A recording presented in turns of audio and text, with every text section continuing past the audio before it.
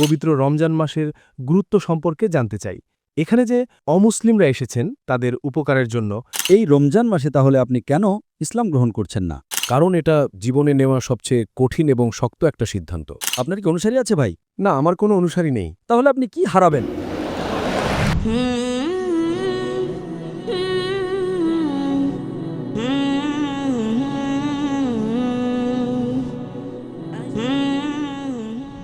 আমি প্রভাকরণ, আমি একজন সুপারভাইজার হিসেবে কাজ করছি।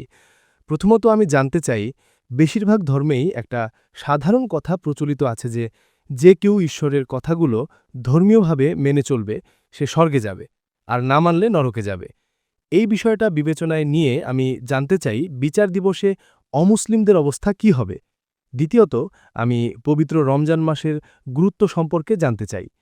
এখানে যে অমুসলিমরা এসেছেন তাদের উপকারের জন্য, এবং সবশেষে আমি বলতে চাই আমার জীবনে আমি যেটুকু সামান্য অভিজ্ঞতা অর্জন করেছি তা থেকে আমি জোর দিয়ে বলতে পারি ইসলামই একমাত্র ধর্ম যার পরিষ্কার সঠিক তাত্ত্বিক জ্ঞান আছে, যা কিনা যৌক্তিক উদাহরণ এবং যুক্তি দ্বারা সমর্থিত।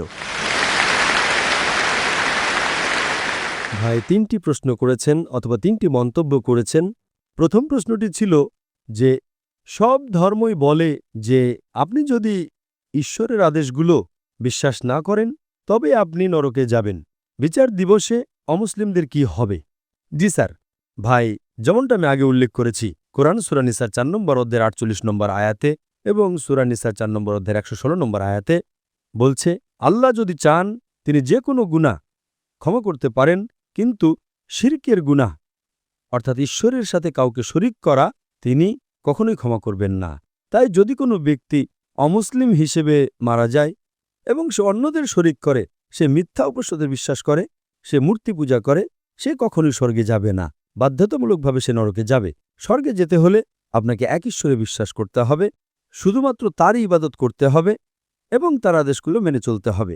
আপনার দ্বিতীয় প্রশ্নের ব্যাপারে অমুসলিমদের জন্য রমজান মাসের উপকারিতা কি? কোরআন সূরা বাকারার 2 নম্বর অধ্যায়ের 183 নম্বর আয়াতে বলছে, রোজা তোমাদের জন্য বিধান করা হয়েছে যেমনটা বিধান করা হয়েছিল তোমাদের পূর্ববর্তীদের জন্য, যাতে তোমরা আত্মসংযম শিখতে পারো। আমরা রোজা রাখি কারণ এতে আমাদের তাকওয়া বাড়ে, আমাদের খোদাভীতি বাড়ে, আমাদের পরহেজগারিতা বাড়ে। এবং সূরা বাকারার 2 নম্বর অধ্যায়ের 185 নম্বর আয়াতে বলা হয়েছে, রমজান হল সেই মাস যেই মাসে কুরআন নাজিল হয়েছিল সমগ্র মানবজাতির জন্য পথনির্দেশ হিসেবে, সত্য ও মিথ্যার পার্থক্যকারী মানদণ্ড হিসেবে। রমজান হল এই মাস যেই মাসে মহিমান্বিত কোরআন শেষ এবং চূড়ান্ত আসমানি কিতাব নাজিল করা হয়েছিল শেষ এবং চূড়ান্ত নবী মুহাম্মদ সাল্লাল্লাহু সাল্লামের উপর। এবং কোরআন বলছে এই কোরআন মানবজাতির জন্য পথনির্দেশ, শুধুমাত্র মুসলমানদের জন্য বা আরবদের জন্য নয়, সমগ্র মানবজাতির জন্য। এবং এটা সত্য ও মিথ্যার পার্থক্যকারী মানদণ্ড।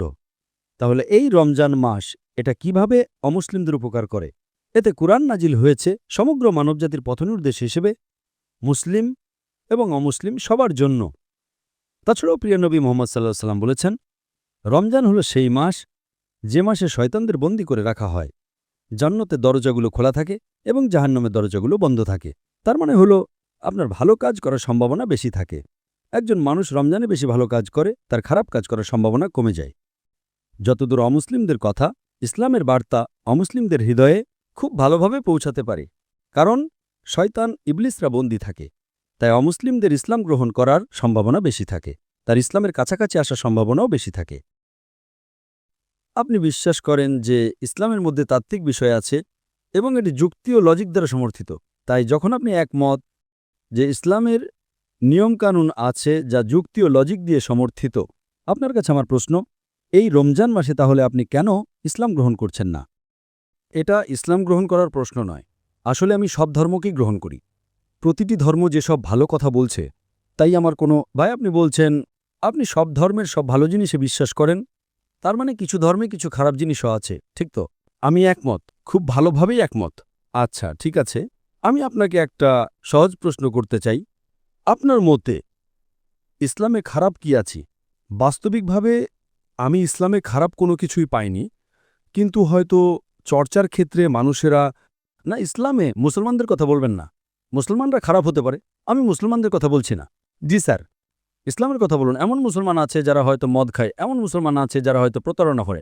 আমি না, আমি ইসলাম সম্পর্কে খারাপ কোনো কিছুই পাইনি। খুব খোলাখুলিভাবেই বলছি। খুব ভালো। এখন আপনি আমাকে খুব খোলাখুলি বললেন, আপনি সব ধর্মের ভালো জিনিসগুলো নেন।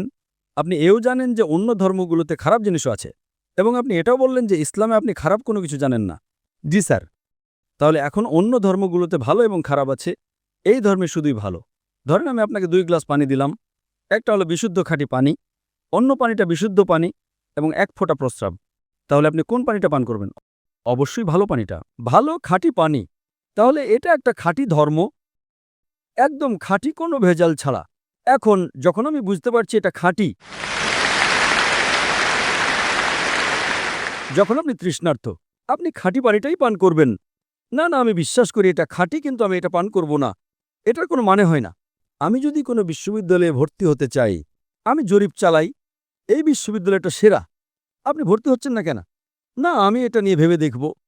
যদি আপনার ফি দেওয়ার টাকা না থাকে, ঠিক আছে, বিশ্ববিদ্যালয়টা খুব ভালো, কিন্তু অনেক ব্যয়বহুল, আমি ফি দেওয়ার সামর্থ্য রাখি না। ইসলাম হলো ফ্রি। যদি আপনি একমত হন যে এটা সেরা, আপনাকে এটা গ্রহণ করতেই হবে। অথবা হতে পারে এটা কপটতা। দেখুন, আমি যদি একমত হই যে এটা সেরা, তাহলে আমাকে এটা গ্রহণ করতে হবে। যদি আপনি জানেন যে কোনো ভুল নেই, তার মানে বিচার দিবসে ঈশ্বর আপনাকে প্রশ্ন করবেন। যদি আপনি একমত হয়ে থাকেন, ঈশ্বর আপনার হৃদয়ে বার্তা দিয়েছিলেন এটা সেরা ধর্ম, আপনি কেন এটা গ্রহণ করেননি? দেখুন, যদি আপনি একমত হন যে এটা সেরা, তাহলে এটা অযৌক্তিক, এটা গ্রহণ না করাটা অযৌক্তিক। যদি আপনি মনে করেন কিছু খারাপ আছে, আমি এখন আপনার ভুল ধারণাগুলো পরিষ্কার করে দেব। যদি আপনি একমত হন যে এটা সেরা ধর্ম, যদি আপনি একমত হন যে এটা সবচেয়ে বেশি যৌক্তিক, যদি না আপনি অযৌক্তিক হন, যদি আপনি যৌক্তিক হন, আপনাকে সবচেয়ে যৌক্তিক ধর্মটা মেনে নিতেই হবে। যদি না আপনি নিজেকে অযৌক্তিক মনে করেন ভাই। স্যার, দেখুন ভাই, মাঝে মাঝে আবেগ কাজ করে। আমার মা কি বলবেন, আমার বাবা কি বলবেন, সমাজ কি বলবে, মুসলমান, তাই এই জিনিসগুলো হয়তো আপনাকে গ্রহণ করা থেকে আটকে রাখছে। আমি একমত, এটা কঠিন, এটা সহজ নয় ভাই। কিন্তু যদি আপনি যৌক্তিক হন, আপনি যদি বিজ্ঞানমনস্ক হন, আপনাকে যেটা সেরা সেটা গ্রহণ করতেই হবে। তাই আমি বলি, কেউ যদি আমাকে প্রমাণ করে দেয় যে ইসলামের চেয়ে ভালো কোনো ধর্ম আছে, আমি সেটা গ্রহণ করব। কেউ যদি আমাকে আজ প্রমাণ করে দেয়, যে কোনো সময়, যে ইসলামের চেয়ে ভালো কোনো ধর্ম আছে, আমি গ্রহণ করতে প্রস্তুত। কেউ যদি আমাকে প্রমাণ করে দেয় খ্রিস্টান ধর্ম বেশি ভালো, আমি খ্রিস্টান ধর্ম গ্রহণ করতে প্রস্তুত। আমি শুধু মুখেই বলছি না, ধর্মতত্ত্বের ডক্টরদের সাথে, শীর্ষস্থানীয় খ্রিস্টানদের সাথে আমার আলোচনা হয়েছে। আমি কোনো আলেম নই, আমি একজন ছাত্র। আমি নিজেকে তুলনামূলক ধর্মের একজন ছাত্র মনে করি, কিন্তু হিন্দু ধর্মের শীর্ষস্থানীয় পণ্ডিতদের সাথে আমার সংলাপ এবং আলোচনা এবং বিতর্ক হয়েছে। আপনি জানেন সবচেয়ে জনপ্রিয় হিন্দু বক্তা হলেন শ্রী শ্রী রবি শঙ্কর। আপনি কি তার নাম শুনেছেন? খুব ভালোভাবেই। হ্যাঁ, তিনি কোরআনের সাথে একমত হয়েছিলেন। আসলে আমি তার একজন বড় ভক্ত। আপনি তার ভক্ত, মাশাআল্লাহ। আপনি কি শ্রী শ্রী রবি শঙ্করের সাথে আমার বিতর্কটা দেখেছেন? না, আমি দেখিনি। তাহলে আপনার নায়কের সাথে বিতর্কটা আপনার দেখা উচিত। হ্যাঁ, শ্রী শ্রী রবি শঙ্কর নিশ্চয়ই। এবং তুলনামূলক ধর্মের এই ছাত্রের সাথে। ইনশাআল্লাহ। যদি আমি সুযোগ পাই, অবশ্যই। হ্যাঁ, এবং যেহেতু আপনি একমত, এমনকি তিনিও একমত হয়েছিলেন যে ঈশ্বরের কোনো প্রতিমূর্তি নেই, তিনি কোরআনের সত্যতা মেনে নিয়েছিলেন। দুর্ভাগ্যবশত তিনি এটা গ্রহণ করেননি। জানেন কেন? যদি আপনি গ্রহণ করেন, তাহলে সব অনুসারীদের হারাবেন। আমি একমত। আপনি একমত? আপনার কি অনুসারী আছে? না, আমার কোনো অনুসারী নেই। আপনার কি অনুসারী আছে ভাই? না, আমার কোনো অনুসারী নেই। খুব ভালো। তাহলে আপনি কি হারাবেন?